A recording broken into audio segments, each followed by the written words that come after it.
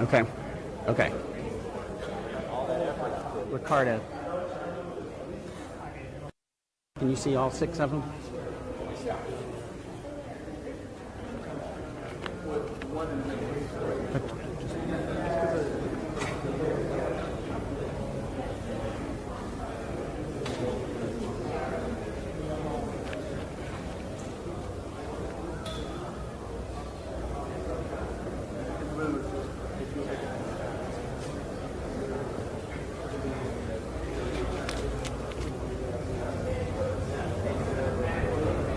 Yeah, you saw the ceremony briefly there where the 6 soldiers were awarded the Meritorious Service Medal today for their acts of heroism yesterday here on Fort Stewart. Quickly want to run through their names. You're looking at them all standing behind the podium right now. First Sergeant Joshua Arnold, Master Sergeant Justin Thomas, Staff Sergeant Melissa Taylor, Staff Sergeant Robert Pacheco, Sergeant Eve Rodarte, and Sergeant Aaron Turner, all awarded that medal today for their bravery in stopping what could have been so much worse. That was one of the things that the Secretary stressed when he walked in, and he also reassured them that the message from the doctors in the hospital is that they save lives. And their actions yesterday here at Fort Stewart not only saved the lives of the 5 soldiers who were injured, but could have saved many other lives because of what was going on here and how that all played out yesterday. The Secretary also recognized emergency personnel, both on Fort Stewart as well as local emergency first responders who were here yesterday, and their actions once the suspected shooter was subdued. We're getting ready for the start of the news conference, so let's just listen in. For those who did not join us yesterday, I am Lieutenant Colonel Angel Tomko, and I'm the spokesperson for the 3rd Infantry Division. I'd like to start by saying our prayers and our focus is with the injured soldiers and their families, as well as those impacted within our Fort Stewart and Hunter Army Airfield community by this tragic event.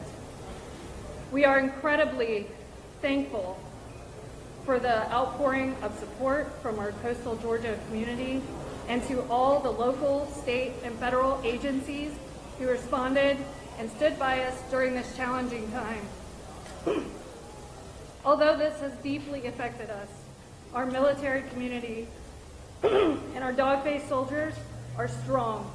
As you just saw, our soldiers getting recognized for their strength, character, and heroism by Honorable Driscoll. And he also visited with them and some of the injured and their families this morning. These soldiers who intervened or provided critical care and support during yesterday's events received awards, and the Secretary of the Army will provide some brief comments and take a few questions. This engagement is on the record, and we will have 15 minutes set aside. A couple of reminders: we will not release any of the names of our injured soldiers at this time. However, we will be able to provide you a status update on their general condition. We will not speculate on the assailant's motives or the circumstances that led to yesterday's event. We'd rather refer those questions to CID, as this is an ongoing investigation.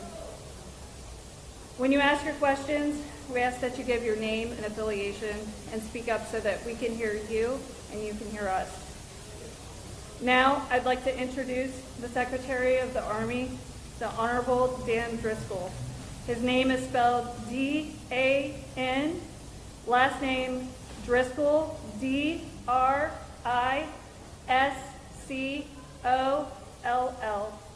And Brigadier General John Lubas, the Commanding General of the 3rd Infantry Division, spelling is J-O-H-N,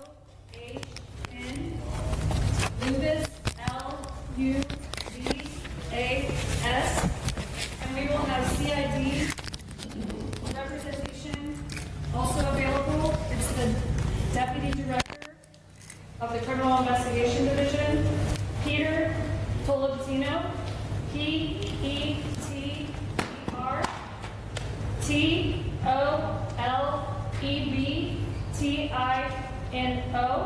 and Special Agent in Charge Ryan O'Connor, R-Y-A-N-O''C-O-N-N-O-R.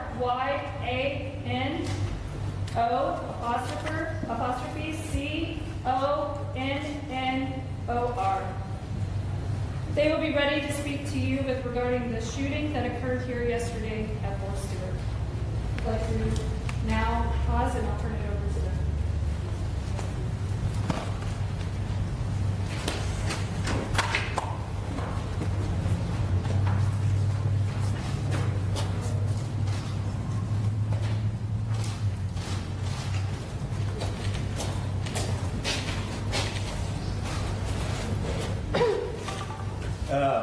Thank you all for being here today. I am Dan Driscoll, Secretary of the United States Army. We had two main goals today. It was to come out and first off to support the victims and their families and the community that experienced the shooting tragedy yesterday.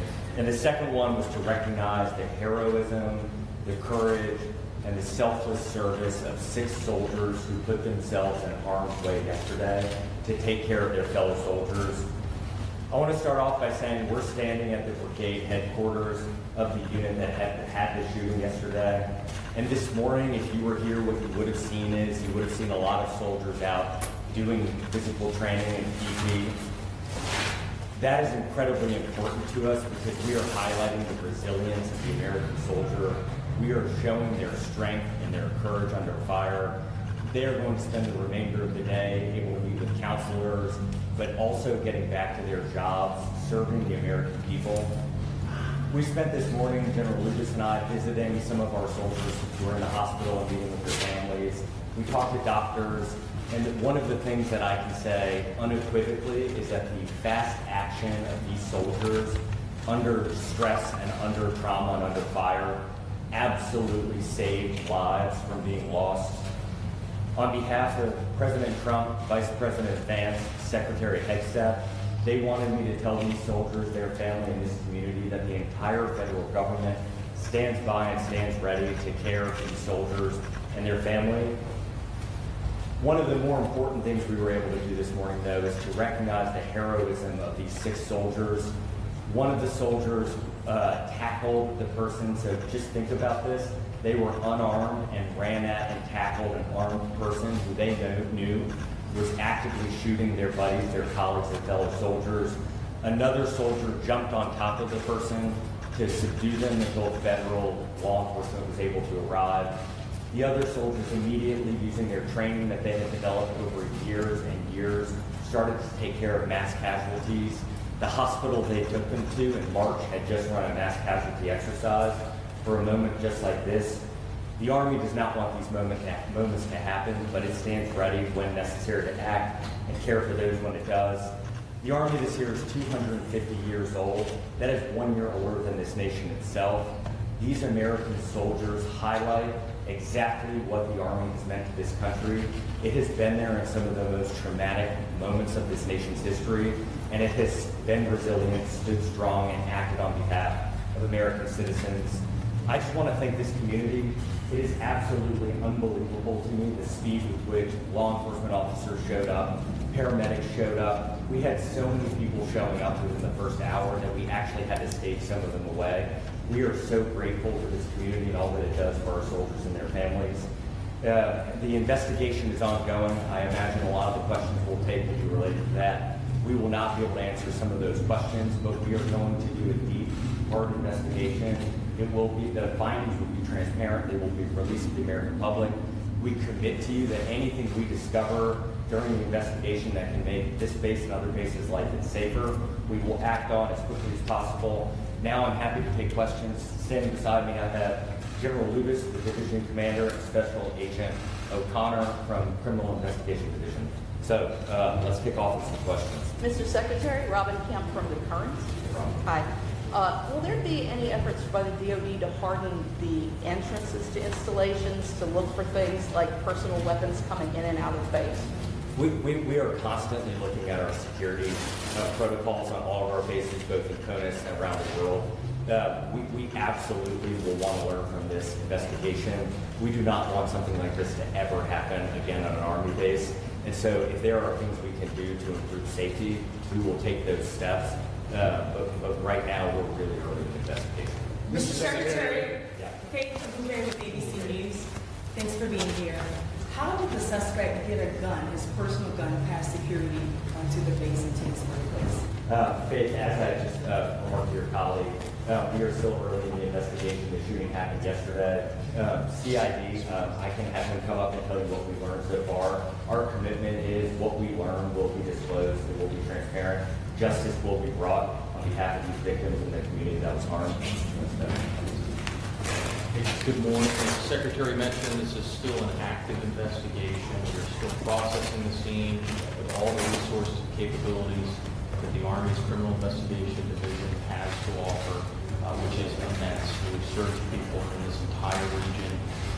In light of the fact that we're still processing, I'm going to have to defer that question for now. Is it normal to have a personal gun when they see it? No, that would be a violation. And next question. Mr. Secretary, Brian Young from CNN. Hey, Ryan. How you doing? You got a chance to meet with the families, and obviously we won't have that chance. You got a chance to meet with them, talk to them. You seem very proud of how everyone reacted. Can you tell us what that was like, meeting with the families? What state are they in right now? Share what the public was concerned about these folks who obviously didn't deserve the shot. Ryan, it's heartbreaking sitting in there and seeing their soldier, their daughter sitting behind them, struggling. Our hearts broke with them. We tried to hug them. We tried to convey from the President and the Vice President and the Secretary of Defense that our entire nation mourns with them. We stand behind them. It has been only a couple of hours for them. I think they are still processing through it. But what we wanted to convey is we will be here with them every single step of the way. The United States Army is committing every resource we need to get these soldiers back into their formations as quickly as we possibly can. And then one of the things that we had said at the meeting earlier with the soldiers from this unit is, General Lubas and I were reflecting on this in the car ride. These kind of moments, especially if you've deployed, you've got to see them more frequently. The trauma from them often doesn't hit for weeks or months on it. Like it doesn't come as quickly as you might think. And so what we try to encourage for all of our soldiers is to speak up, lean on each other, lean on your leadership, and we will provide the resources, the care, and the love that they need to recover. General, can you take that on as well, too, real quick, just about what it was like to meet with those families as well? Yes, sir. Thank you for the question. It's heartbreaking. It's painful to see them struggling with a wounded family member. They expressed that they were incredibly proud of their soldier, as we are, and they asked for prayers. So we appreciate all the prayers that have been sent our way, and we would ask you to keep them coming. General Lubas, Priya Sridhar with NBC News. Yes, Skylar with CBS News here. Quick question for you. Can you describe the condition of those who were injured? I know that there might have been some updates. I know the general you said yesterday they're expected to be okay, but just nature of the injuries in life? Yes, sir. Thank you. Of the 5 wounded soldiers, 3 were released yesterday, which is amazing considering the circumstances and the ranges in which they were engaged. 1 soldier remains as an inpatient here at Wynn Army, right here on Fort Stewart. She's doing very well in high spirits. Of course, she's got a little bit of a road to recovery. We're hopeful she may be released as early as this weekend, but that will just depend on how things heal up over the next couple of days. And we have 1 soldier that remains at Savannah Memorial Community Hospital, who I visited with the Secretary this morning. She's got a little bit longer road to recovery. The doctors are very positive, but I think it's going to take her a bit longer to recover, but they're very hopeful she's going to make a complete recovery. General Lubas, this is Priya Sridhar with NBC News. I know you guys are prepared for scenarios like this when you go to war zones or on combat deployments, but have you gotten an opportunity to speak to some of the soldiers in this unit about how they're processing that this attack occurred from one of their own, and how are you processing that as a leader? Yeah, I think we train for this on the battlefield, and it's a different situation when it happens on an installation with one of your own. So I think over the upcoming days and weeks, as the Secretary said, people are going to process this and work through this at different rates. And we know we've got to keep a very close eye on them. We've got to wrap our arms around them. We've got a great community here, a great response. As you saw from all the folks the Secretary recognized this morning, the support from the local community, just amazing. So we feel that this demonstrates that we trained internally for the worst case scenario, and our doctors and our medics and our soldiers responded exactly as we trained them to do. And now our job is to make sure that we care for them as they work through this. And I just want to recognize behind you, right? These are the 6 soldiers we were able to recognize today. And they, I mean, this is sincerely as humanly possible. I and the administration of President Trump could not be more proud of them. They are everything that is good about this nation. They are the best among us in our country. They are the best among us in the Army. They acted in a way that I think all of us hoped we would under fire, but they did. And so we are just so incredibly proud of them. We are so grateful for them. And one of the things we told them and their colleagues is that we will stand with them as long as we need to get them back where they need to be. Russ Bynum with the AT. Can you all give us a sense going forward what's going to happen next as far as the criminal justice process goes? Has the suspect been actually charged yet? And if so, what charges is he facing? The military system works a little different. It does.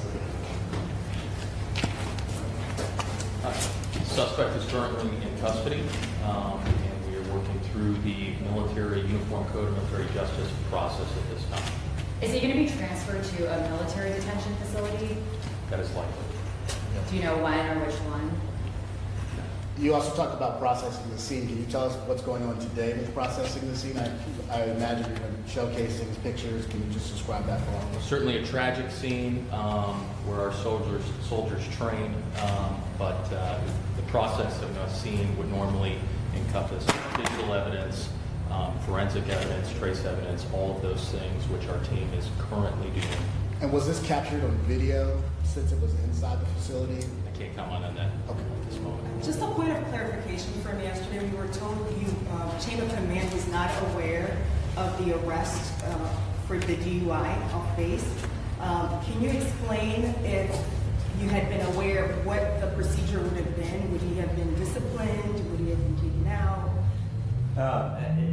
Because we were one day into the investigation, we can't reveal those kinds of things. I think what we try not to do is speculate or do hypotheticals. And so each soldier, each instance, we take very seriously. Something like a DUI or another issue that could occur in the community, that impacts how we treat that soldier in our formations. We want holistically powerful and controlled and competent soldiers. And so we are constantly reflecting on our mechanisms, procedures as an Army, so that we're able to capture that information and hold soldiers accountable. Are they usually disciplined after an arrest? It varies based off the case. Any other questions? We got time maybe for one more question. Yeah. Jim Kovac from the Atlanta Journal-Constitution. General, could you speak at all, just to give some insight at all, on the acts of bravery that you've heard about in this episode? Yeah, sure. I think, as the Secretary mentioned, we have 6 incredible soldiers behind us, but this is just representative of the larger formation. Once the shooter was identified and the threat was identified, we had soldiers that immediately raced, tackled that soldier, wrestled the gun away, subdued him. A second non-commissioned officer jumped on top of further restraining him until the police could arrive. And then simultaneously, no one hesitated. Most of these soldiers behind me and others in the crowd immediately started applying first aid and most importantly stopped the bleeding. And when we spoke to the surgeons in the hospital, it was clear that the actions they took, primarily stopping that bleeding before they were loaded up in ambulances and quickly evac to Wing Army Medical, certainly saved their lives. Are they back to work today? I'm sorry. Are they back to work or are they taking some time off? Well, today is a day that we focused on bringing the brigade and the unit together so they could support one another, so we could, of course, get right back at it, but it's also a day where we're going to focus on ensuring that they're getting the support that they need. General Lubas, can you give us a general sense of how long this all happened from that first shot fired to when your brave soldiers were able to tackle the gunman? I can. It was an incredibly fast response, and I do attribute this to the training that this installation has done and the teams here have done. So at approximately 10:56, the incident was reported, and that went out over sort of an all calls, and that triggered a lot of responses. That triggered our installation, emergency medical services, our police, our fire, our emergency medical services to respond. But it's also monitored by the local community, and then we requested assistance. At 11:04, we locked down, initial lockdown of the installation. So that was pretty quick. That wasn't me, that was the director of DES and the garrison commanders that immediately made that right call and that decision. At about 11:09, emergency personnel were dispatched to treat the wounded. At 11:35, the shooter was apprehended by the soldiers and the law enforcement. Several behind us and several in the crowd that we recognized earlier. So really what that means, we had about 13 minutes after that first report, we already had people, ambulances, fire, fish and game, military police responded and were on the scene. And then we had local support from the amazing community here. We had the first SWAT team arrive from off post within 20 minutes on site, which is truly incredible. So we're incredibly grateful for the support from the community. I'm incredible for our leadership that trained our soldiers to react this way. And then as the Secretary said, we're incredibly proud of the soldiers themselves. Unfortunately, that is all the time that we have. Thank you guys for coming. We are going to stand by. I think we have some time that we can talk to the soldiers, but unfortunately, that's the time that we'll have with the Secretary and with the. Thank you for coming. Thank you. We're grateful for all. Thank you. Thank you.